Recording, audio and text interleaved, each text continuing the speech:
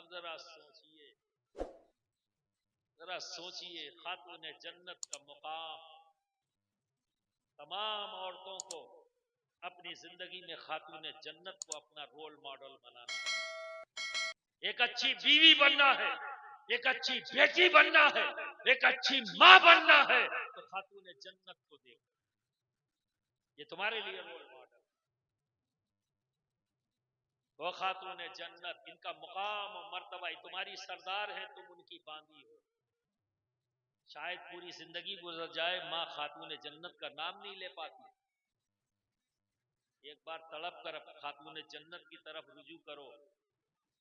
ऐ मां खातून जन्नत, हम आपकी बांदी हैं, हम आपके गुलाम हैं, तवज्जो फरमाएं तो दिल की दुनिया बदल जाएगी। एक बार याद करके तो देखो, तुम्हारी सरदार हैं। तमाम रूए जमीन की औरतें जितनी भी पैदा हुई हैं, सारी औरतों की सरदार का नाम है खातून जन्नत। ये जन्नत में तुम्हारी सरदार। तो बरादरान मिल्लत इस्लामिया, खातून जन्नत कौन है? ये वो हैं जिनके लिए नबी ने फरमाया मेरे जिगर का टुकड़ा है। आप सोचिए, और जिगर की एक खुसूसियत होती है दोस्त, आज साइंस से प्रूव है। जिगर किसे कहते हैं? लीवर। लीवर। और जिगर का काम क्या है? खून को, है ना। और ये भी जान लो, इतना सा जिगर काट दिया जाए, समझ गए ना, इतना जिगर काट दिया जाए तो वो, उसके अंदर एक खुसूसियत होती है, फिर अपने आप को वो बढ़ाता चला जाता और पूरा शेप ले ले।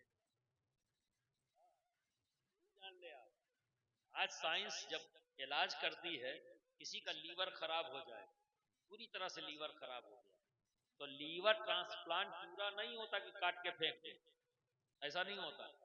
किसी अच्छे इंसान का जिसका लीवर अच्छा है, ठीक है ना, जिगर, उससे थोड़ा सा पीस काट कर उसमें लगा देते हैं, तो फिर वो अच्छा वाला पीस सारे खराब पीस को खत्म करके अपना वजूद खुद वहां खड़ा कर लेता है और पूरे जिगर अच्छे हो जाते हैं।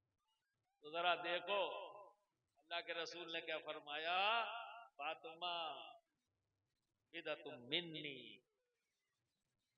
वो मेरे जिगर का टुकड़ा है, तो खाली टुकड़ा मत समझना, वो पूरा एक वजूद है। और इस वजूद, इसका काम क्या है? ब्लड बनाना। तो जहां जहां गया वो जिगर मौजूद है।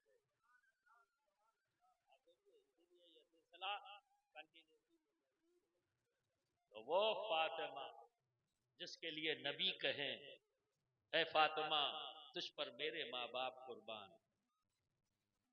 बारगाहे रब्बुल इज्जत में जिसका मुकाम ये हो कि हजरत हव्वा से लेकर दुनिया में आखिरी पैदा होने वाली औरत, इन सब के 7 दिन नापाकी के हैं। हर औरत के 7 दिन नापाकी के हैं। वो रोजा भी नहीं रख सकती, वो नमाज भी नहीं, है ना। लेकिन खातून जन्नत एक लम्हे के लिए भी इस नापाकी की तरफ, आप समझ रहे हैं? और सुनो, अगर कोई औरत ये 7 दिन नापाक न रहे तो ऐसी औरत को बांझ कहा जाए। उसे कभी औरत नहीं, बच्चे नहीं है।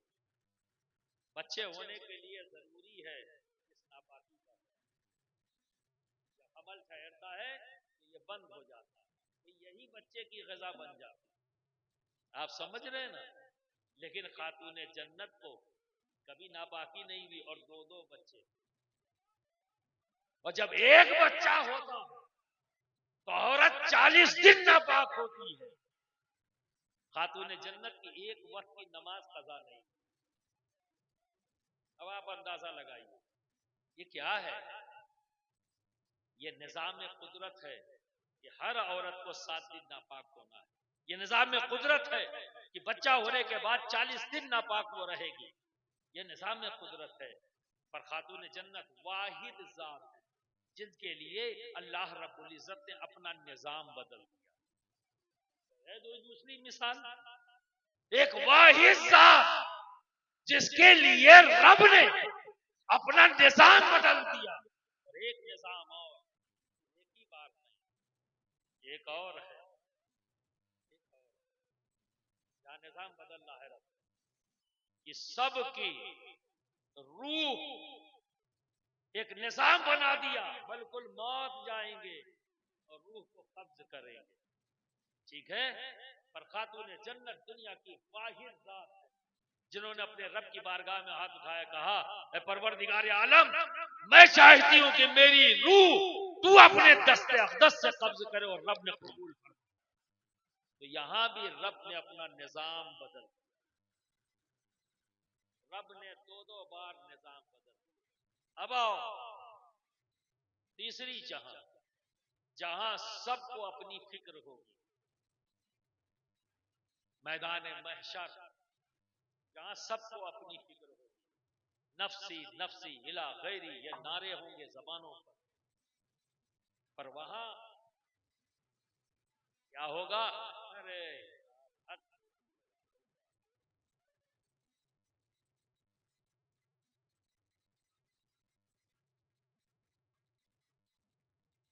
कसम खा के लोग पैदा हुए कि सुधरेंगे।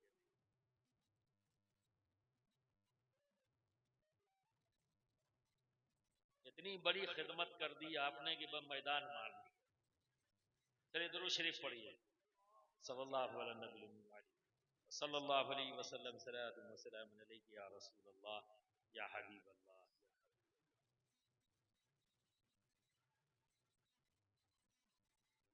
जहां सबको अपनी अपनी फिक्र हो, वहां पर सरकार दो आलम सल्लल्लाहु अलैहि वसल्लम वो लिबास, जिस लिबास में इमाम अली मकाम इमाम हुसैन अपने जिस्म पर रखे हुए थे मैदान करबला, जिस लिबास को पहनकर आप शहीद हुए थे, वो लिबास खून आलूद लिबास सरकार दो आलम सल्लल्लाहु अलैहि वसल्लम खातून जन्नत के हाथ में देंगे और फरमाएंगे, ऐ लख्ते जिगर फातिमा, ऐ लख्ते जिगर फातिमा, मेरी उम्मत की बख्शिश की दुआ करो इस लिबास के वसीले। अब आप अंदाजा लगाइए कौन खातून जन्नत, हमें जहां नफ्सा नफ्सी का आलम हो, वहां पर जब आप गुजरेंगी पुलसरात से, निदा होगी, सब निगाहें झुका लो कि बिन्ते रसूल जा रही है, फातिमा जा रही है। जहां नफ्सा नफ्सी का आलम हो, वहां पर यह एहतमाम उस जात के लिए हो रहा हो, किसी जात के लिए यह एहतमाम नहीं होगा, उसी जात के लिए होगा। जरा सोचिए, अब ऐसे लोग को आप क्या कहेंगे जो उन्हीं को ही खता कह दे, उन्हीं को ही खता पर कह दे, और ऐसी बात पर सपोर्ट करने वालों को क्या कहेंगे? ये बुग़्ज़ नहीं तो और क्या। तो ना हम उनके तक़वे को देखेंगे, ना हम उनके इल्म को देखेंगे, हम तो ये देखेंगे कि उनका बुग़्ज़ क्या है और किससे है। उनका बुग़्ज़ देखेंगे और किससे है। वो जो खातून जन्नत का नहीं, वो नबी का नहीं, जो नबी का नहीं वो रब का नहीं। बरादरान मिल्लत इस्लामिया, अल्लाह तो कुछ चाहता है,